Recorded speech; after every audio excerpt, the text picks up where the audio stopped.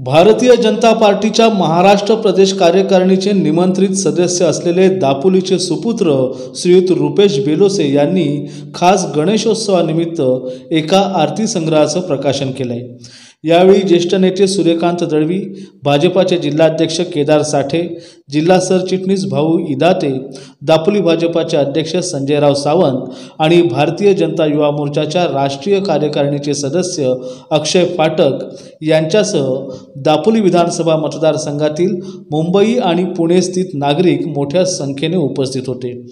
यावेळी उपस्थित मान्यवरांच्या हस्ते बेलोसे यांनी प्रकाशित केलेल्या आरती संग्रहाचे गणेश भक्तांना आदरपूर्वक वितरण देखील करण्यात आले।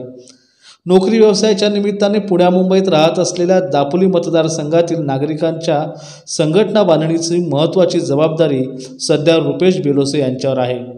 आपल्या या जबाबदारीला न्याय देताना बेलोसे यांनी पुण्या मुंबईत राहणाऱ्या अनेक नागरिकांच्या अडचणी समजून घेत अनेक तरुणांच्या नोकरी व्यवसायाचे प्रश्न देखील मार्गी लावले आहेत। आपल्या राजकीय कारकिर्दीच्या अल्पावधीतच भाजपासारख्या पक्षाच्या प्रदेश कार्यकारिणीच्या सदस्यपदी पोचलेले दापोलीतील एकमेव युवा नेते म्हणून रुपेश बेलोसे यांना ओळखलं जातं। तर बेलोसे यांच्या नेतृत्वाचा प्रभाव सध्या दापोलीतील युवा वर्गातही दिसून येतोय। मागील 6-7 महिन्यात पुण्या मुंबईतील दापोलीकरांना संघटित करून त्यांना भाजपाच्या मुख्य प्रवाहात आणण्यात बेलोसे यांचं मोठं योगदान आहे। यावर्षीच्या गणेशोत्सवात गणेश भक्तांना आपल्या भक्तीतून आनंद आणि समाधान मिळावे आणि त्यांची श्री गणेशाप्रती असलेली श्रद्धा अधिक दृढ व्हावी याकरता हा आरती संग्रह आपण प्रकाशित करत असल्याची भावना त्यांनी यावेळी व्यक्त केली। आपल्या मनात सामाजिक उत्तरदायित्वाची जाणीव ठेवून भाजपासारख्या राजकीय पक्षाच्या माध्यमातून काम करताना जनतेचा राजकारणाकडे पाहण्याचा एक आशादायक दृष्टिकोन अधिक मजबूत करण्यात रुपेश बेलोसे यांच्या नेतृत्वाचं योगदान मोलाचं मानावं लागेल।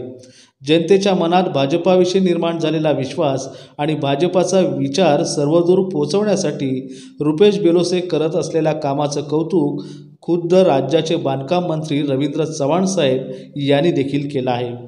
तर बेलोसे यांच्या माध्यमातून तालुक्यातील असंख्य युवक सध्या भाजपाच्या वाटेवर असल्याची चर्चा दापोलीच्या राजकारणात देखील रंगू लागले।